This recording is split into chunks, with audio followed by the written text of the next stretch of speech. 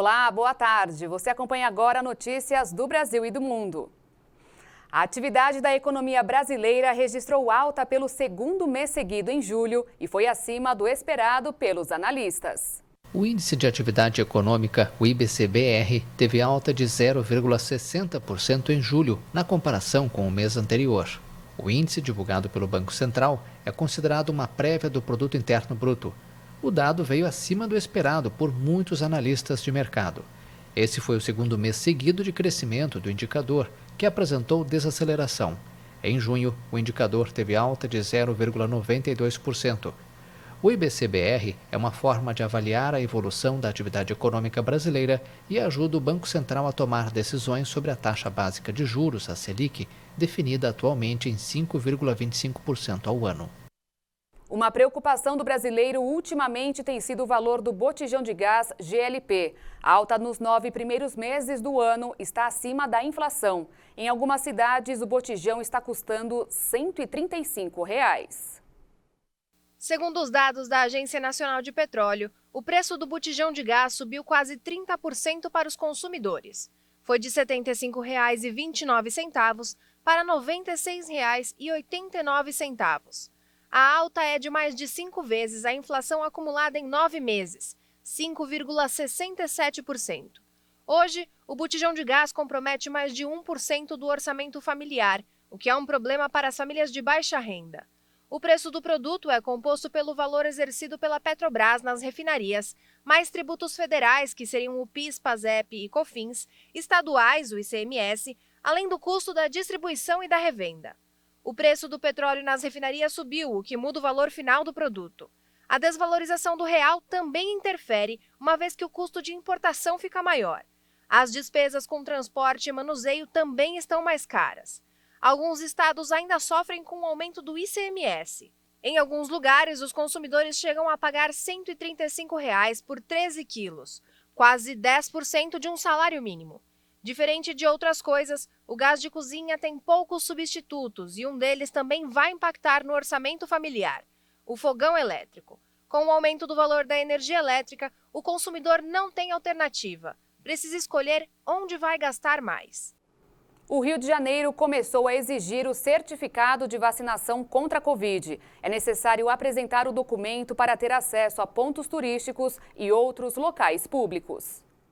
De acordo com a Prefeitura da cidade, a medida vale para uma série de estabelecimentos e para atendimento em alguns serviços. A apresentação do comprovante de imunização será exigida em estabelecimentos e locais de uso coletivo, como academias de ginástica, estádios e ginásios esportivos, cinemas, teatros, museus, galerias e exposições de artes, convenções, conferências, entre outros. A vacinação também será exigida antes de cirurgias eletivas nas redes pública e privada. A comprovação pode ser feita pela certificação digital da plataforma Conect SUS ou com a apresentação do comprovante ou da caderneta de vacinação em papel. A quantidade de doses registradas deverá estar de acordo com o calendário vacinal da cidade do Rio naquele exato momento. O secretário estadual de Saúde de Mato Grosso do Sul informou que a criação de um passaporte está em andamento e será mais uma forma de fazer com que todos se vacinem contra a Covid-19. O projeto do passaporte já está sendo produzido pela Secretaria de Estado de Saúde. É uma maneira coercitiva para aquelas pessoas que não completaram o ciclo vacinal sejam indiretamente forçadas a buscarem a imunização. Ou seja, para frequentar qualquer espaço público, seja um cinema, seja um shopping, seja um comércio, seja uma repartição pública, seja um espetáculo cultural, um espetáculo esportivo, que a pessoa tenha que apresentar a sua carteira de vacinação completa, com a primeira e a segunda dose, ou com a dose de reforço idoso, ou se for dose única, que apresente a sua carteira de vacinação completa. O projeto vai ser encaminhado ao governador Reinaldo Azambuja nos próximos dias. A medida é semelhante à que ocorre em outros países e inclusive já em outros estados brasileiros. Estados como Bahia e São Paulo são exemplos de locais que devem exigir a imunização completa para acesso a ambientes coletivos. Conforme Geraldo Rezende, resguardado pela própria Constituição Federal, o assunto saúde pública tem de ser tratado como interesse de todos. Saúde pública, nós precisamos tratar o coletivo. E nesse momento, a exigência do passaporte da imunidade é importante para a gente ir à busca ativa daqueles que ainda, infelizmente, teimam em não completar o ciclo vacinal ou não tomar nenhuma das doses de vacinas. Especialistas em saúde pública de Israel anunciaram que a aplicação de uma terceira dose da vacina anti-Covid provou ser eficaz na redução de casos severos da doença e mortes. O país pretende voltar a receber turistas, exceto de países vermelhos, como o Brasil. A constatação veio de especialistas mesmo após o número de novas infecções alcançarem níveis recordes. Vimos por volta de junho que 2 doses não foram suficientes para conter a variante Delta.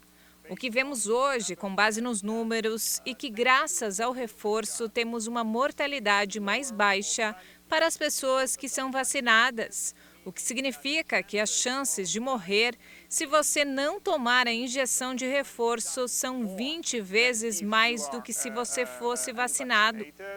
Autoridades agora começam a especular a possibilidade de uma 4ª dose para a população.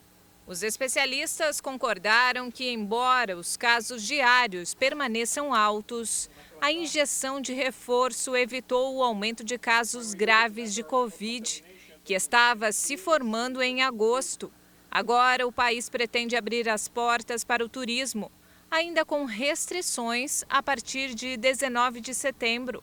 Visitantes em menor número podem voltar a ser aceitos em Israel, exceto os provenientes de países considerados parte da lista vermelha, que inclui Brasil, Turquia, Bulgária e México.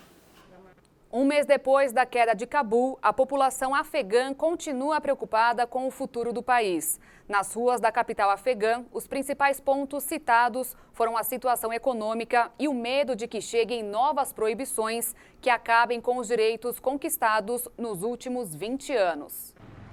O Talibã completa um mês no poder no Afeganistão. Após 20 anos da chegada das tropas americanas e fim do último regime comandado pelo grupo, as incertezas são muitas.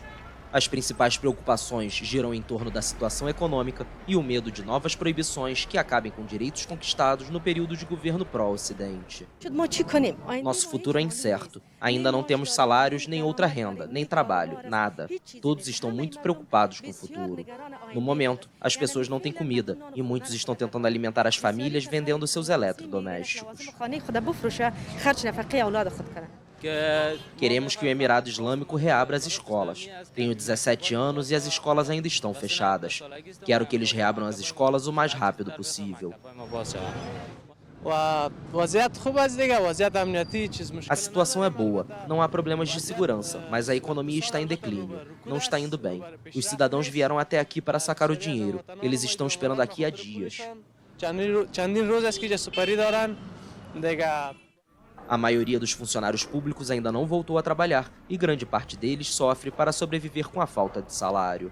Para os que têm dinheiro no banco, os saques foram limitados a cerca de $200 por semana e por pessoa para evitar um colapso do sistema bancário. Os direitos das mulheres no novo regime talibã também preocupam moradores do país e a comunidade internacional. No governo anterior do grupo, entre 1996 e 2001, as mulheres eram proibidas de estudar, trabalhar e praticar esportes. E ainda nesta edição, as mudanças anunciadas pelo governo federal no programa Casa Verde Amarela. E também, artigo que revela a influência do Instagram na saúde física e mental de adolescentes. Os detalhes você confere daqui a pouquinho. Até já!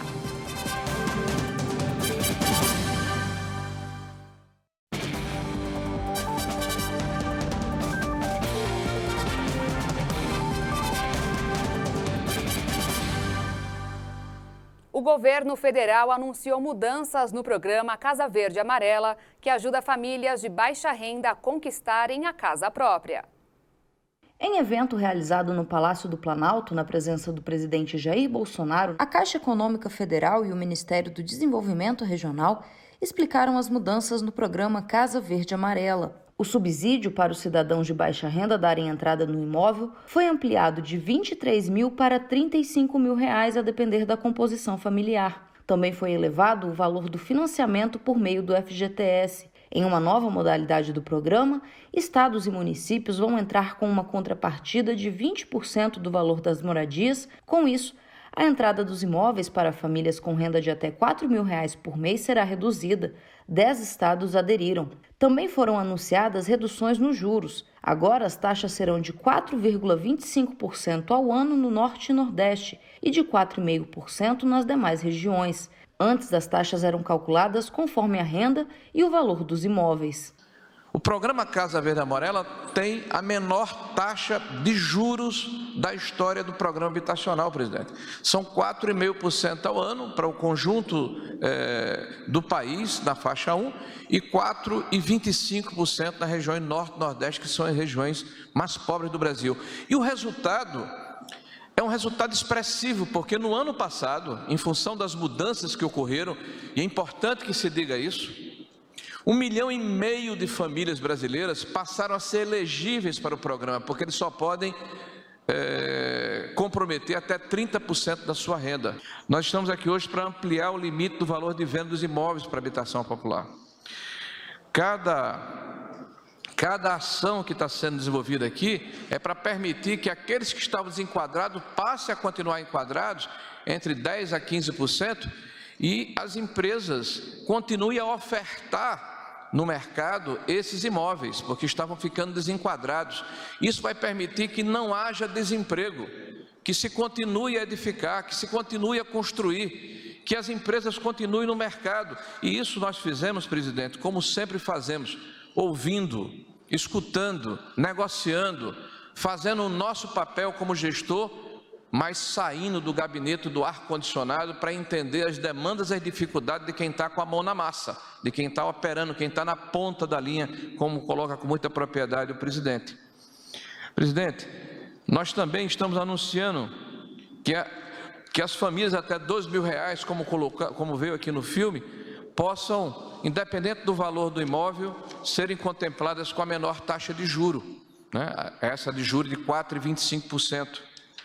Nós estamos estabelecendo hoje parceria com 10 estados da federação. 10 estados da federação. Vou me permitir lê-los aqui, presidente. Esses estados, junto conosco, vão fazer um papel extremamente importante. Paraná, Mato Grosso do Sul, Mato Grosso, Rio de Janeiro, Minas Gerais, Roraima, Bahia, Ceará, Pernambuco e Alagoas. Inicialmente 10. Temos mais 4 conversando. E o que significa essa parceria? Nós já damos um subsídio. Esse subsídio diminui a necessidade da entrada, porque a grande dificuldade de se ter acesso ao imóvel é ter o recurso suficiente para dar entrada, não é a prestação. Com essa parceria, os estados se comprometem conosco a investirem na infraestrutura, a entregarem os terrenos, a aportarem recursos para aumentar esse subsídio inicial, ao invés de 20%, ser 40%. Ao prometer mais apoio financeiro aos países mais pobres para combater as mudanças climáticas, a presidente da Comissão Europeia, Ursula von der Leyen, disse que a cúpula do clima será um momento da verdade. A presidente da Comissão Europeia declarou que o evento será como um momento da verdade para provar as intenções dos dirigentes das nações desenvolvidas. Agora vamos propor um adicional de 4 bilhões de euros para o financiamento do clima até 2027, disse Ursula von der Leyen em discurso político no Parlamento Europeu em Estrasburgo. De acordo com membros da comissão, 4 bilhões de euros adicionais são o montante total para o período de 21 a 27, que virá do orçamento da União Europeia. Espera-se que o financiamento seja uma questão decisiva na cúpula COP26 das Nações Unidas em novembro, onde os líderes mundiais tentarão chegar a um acordo para reduzir as emissões o mais rápido possível para evitar uma mudança climática catastrófica. Com 7 semanas pela frente, o dinheiro continua sendo um ponto sensível para a COP26. Os países ricos até agora não cumpriram sua promessa de 2009, de fornecer 100 bilhões de dólares por ano em financiamento climático para os países mais pobres até 2020. Sem o apoio das Nações Unidas, os países em desenvolvimento dizem que não podem fazer os enormes investimentos necessários para reduzir suas economias dos combustíveis fósseis e colocá-las em energia limpa ou reforçar sua infraestrutura para lidar com os impactos climáticos. O Instagram anunciou que vai estudar formas de combater a obsessão pelo corpo perfeito por usuários que se concentram nesse tipo de imagem na plataforma. Tudo isso depois que o Wall Street Journal publicou um artigo que revela a influência na saúde física e mental de adolescentes. A plataforma assinalou que estuda formas de reagir quando detectar que os usuários se concentram nesse tipo de imagem. Para o periódico com sede em Nova York, a rede está ciente do problema, já que realizou pesquisas próprias, mas está minimizando a influência da difusão de padrões de beleza no psicológico de dezenas de milhões de jovens.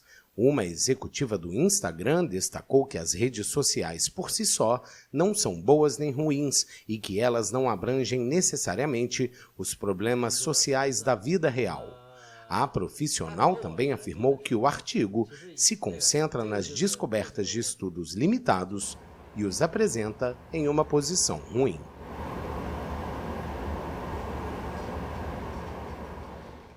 Após 1 ano e meio, atores e dançarinos da Broadway estão começando a retornar aos palcos de Nova York. Após uma pausa de 18 meses, atores e dançarinos da Broadway começam a retornar aos palcos de Nova York.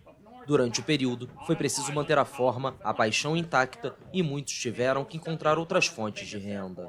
Para os atores de Come From Away, musical relacionado aos atentados de 11 de setembro de 2001, o retorno tem um significado particular.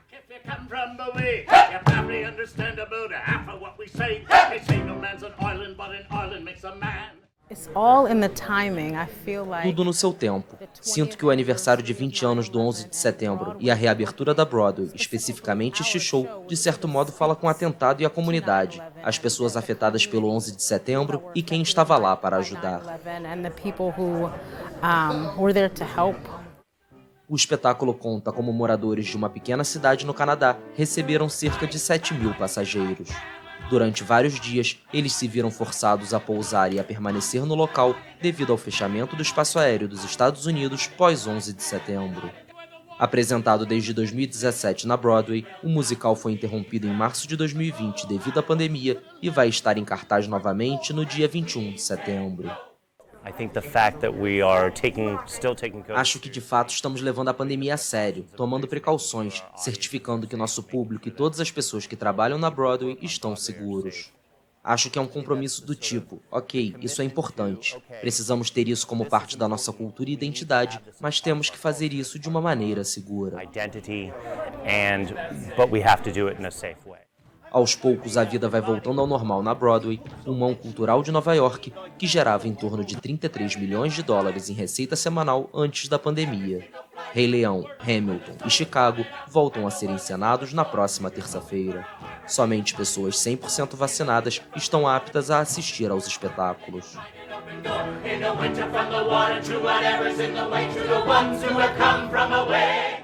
Se quiser rever alguma dessas ou outras reportagens, acesse o YouTube e procure por Hit Notícias. Fique com a gente, terão mais informações ao longo da nossa programação. Um ótimo sábado para você e obrigada pela companhia.